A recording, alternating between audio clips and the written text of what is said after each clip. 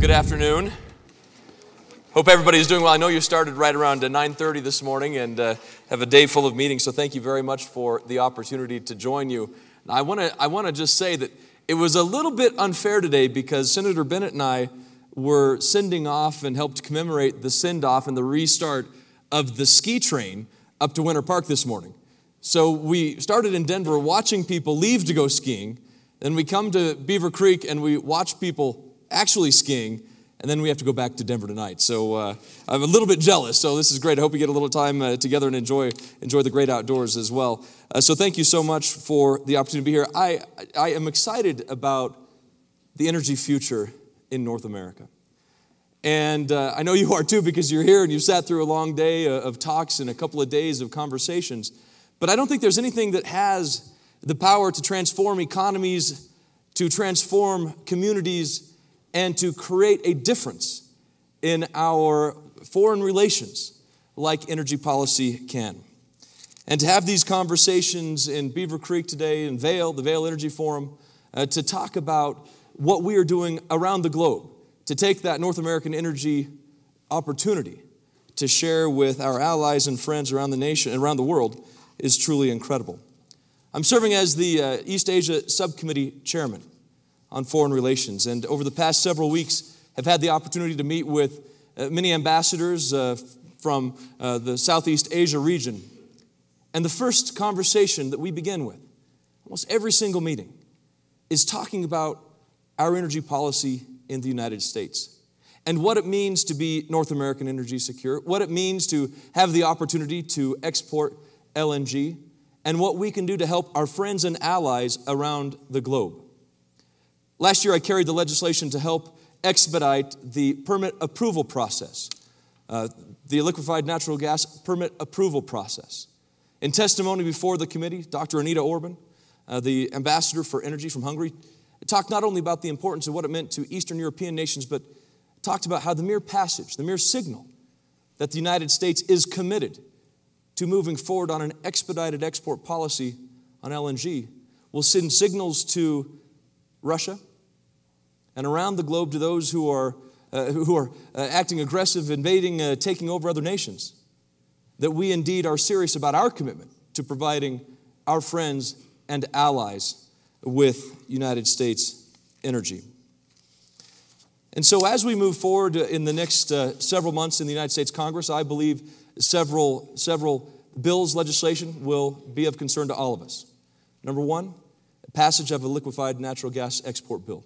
Chris Smith, the Assistant Secretary for Fossil Fuels at the Department of Energy, has testified before the Energy and Natural Resources Committee in the Senate that the bill introduced by Senator Barrasso from Wyoming, which requires a 45-day permit approval, DOE is more than willing, able, and capable of meeting the obligations under that bill. The second thing that will be moving over the next several months in Congress, in the Senate, is a piece of national energy legislation, national energy policy bill, led by Chairwoman Lisa Murkowski and Ranking Member Maria Cantwell from Washington. This conversation has started in a way that I think it should, and more things should start in Washington, and that's in a bipartisan fashion, where staff on both sides of the aisle are reaching out to states, to industries, to talk about their ideas of what we should be sculpting our energy policy to look like, what we can do to truly fashion an energy policy that captures all of the incredible energy revolution in the United States and how we can use that to the benefit of our economy, our environment, and our allies. There will be four major titles in the legislation: infrastructure, efficiency, production, accountability, and I guess accountability and reform are in the same. So efficiency, infrastructure, production, accountability, and reform. Four major titles. And so when it comes to infrastructure, what will the bill focus on? First of all, I believe the bill ought to focus on how we make sure that we have electric, natural gas, refining infrastructure in this country to truly meet the next generation of needs in this country. The Keystone Pipeline is a part of that, passed with bipartisan support out of the House and Senate, and will continue to be a part of the ongoing policy discussions in Washington, D.C. Infrastructure also means our ability to send Colorado natural gas to places like northwestern United States where we have export potential, Perhaps new opportunities arising in Mexico for United States gas to reach export destinations. But we also have to work on permits for pipelines, the application process that can sometimes take far too long. Our electric grid, what we are doing to make sure that we are hardening the electric grid and making sure that we are paying attention to the stability of our energy grid from a cybersecurity standpoint. When it comes to energy efficiency, there are a number of measures that we can and should be taking. Number one, what we can do to continue to promote ideas and legislation like Shaheen-Portman. What we can do to highlight our efforts to focus on Energy Star. What we can do to increase opportunities right here at home in Colorado with companies like Terralux out of Longmont that are inventing and innovating incredible products that are revolutionizing how we light our businesses and our homes. But for whatever reason, the Energy Star tax credits didn't quite qualify. Terralux didn't quite qualify for the Energy Star tax credits. But we were able to get that changed just through the regulatory process because the regulations simply didn't foresee the kind of innovative technologies that Terralux was going to pursue. By increasing the opportunity for Terralux to use Energy Star, their jobs could grow from 50 people to 500 people in the next several years. We also need to take a look at things like energy savings performance contracts. Now, I know energy savings performance contracts aren't exactly the first thing that everybody talks to, but I'm pretty excited about them. It works like this. If you have a building like this that say this was a federal building, basically the private sector would come to you and say, we think we can cut your energy bill in half. We think we can, through energy efficiency, whether it's new lighting, new HVAC systems, geothermal heat pumps, we can drop it from $1,000 a month down to $500 a month, and that private sector company gets paid out of the savings that they achieve from those new technologies.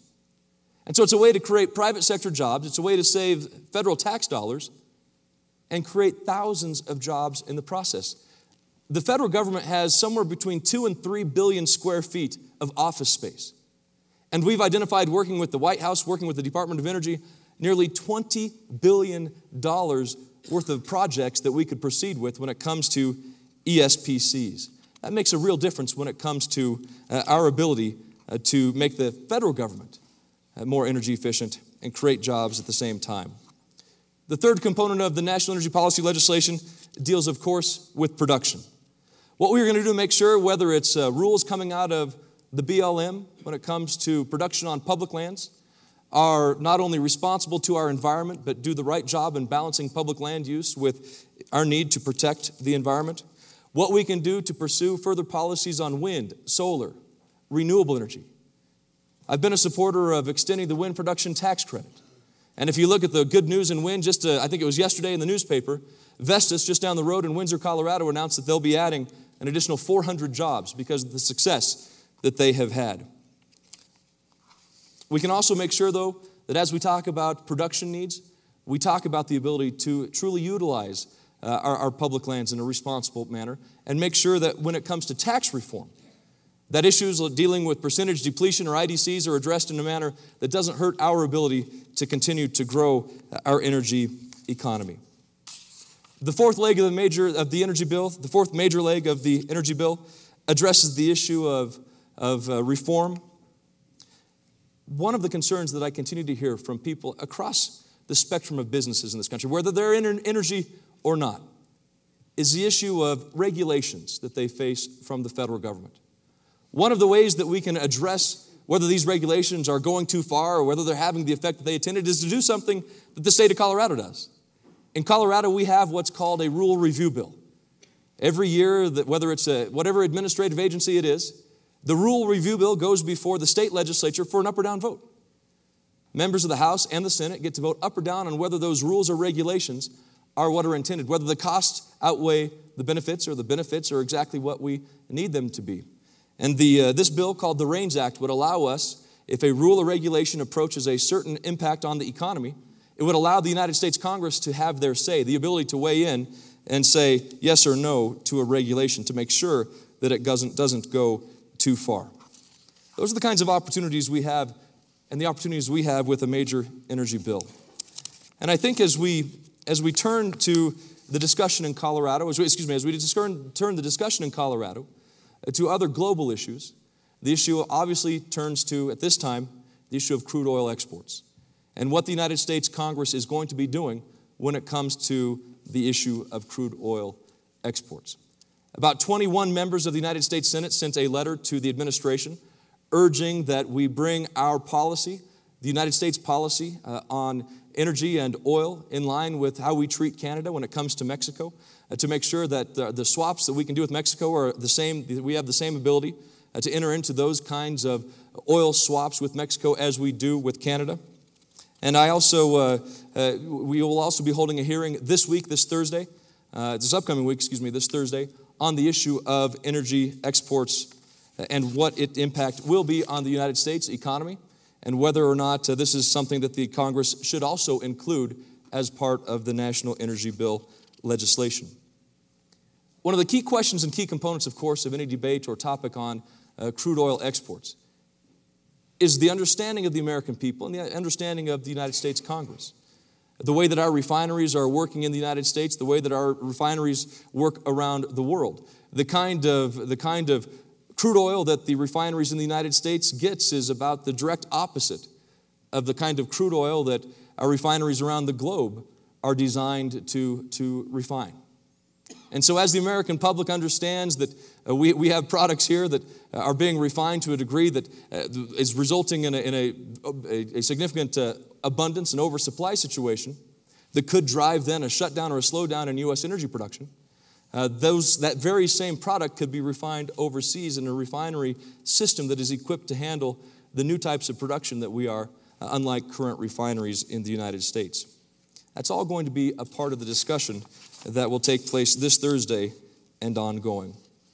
And I know that we continue in Congress to struggle, and it's reminded each and every day that we turn on the TV about the partisan arguments that are taking place, whether it's the House or the Senate. And I thought I'd spend a little time and then would love to take some time for questions about really what is going to happen when it comes to items like the Keystone Pipeline, legislation like the Keystone Pipeline, legislation like a national energy bill. The House will be able to pass legislation with the majority that they have. They've passed the Keystone Pipeline. They will pass a national energy bill. And of course, in the Senate, it requires 60 votes in order to move beyond any filibuster. 54 members of the majority, and requires 60 votes if there is a filibuster. Somebody objects to moving forward on the legislation. So it's critical that we bring forward bipartisan bills that can be embraced and endorsed by people to move beyond the filibuster, so that we're not just stopped every time that we turn around, so that we can move with Republicans and Democrats to pass legislation that's important to the future of this country. And I think that's why I'm excited about the conversations that are taking place on the National Energy Bill, because these aren't just conversations taking place by Republicans or Democrats. They're conversations that are taking place together, jointly. People reaching out together to find out where we can find that common ground to start from, to make sure that when this bill moves to the floor, it's not something that Ranking Member Cantwell has to oppose or something that we end up bogging down from a partisan standpoint, but can truly move forward and actually pass the House, the Senate, and onto the President's desk. Something that would create jobs and opportunity, energy security, and truly, again, be beneficial to our friends and allies around the globe.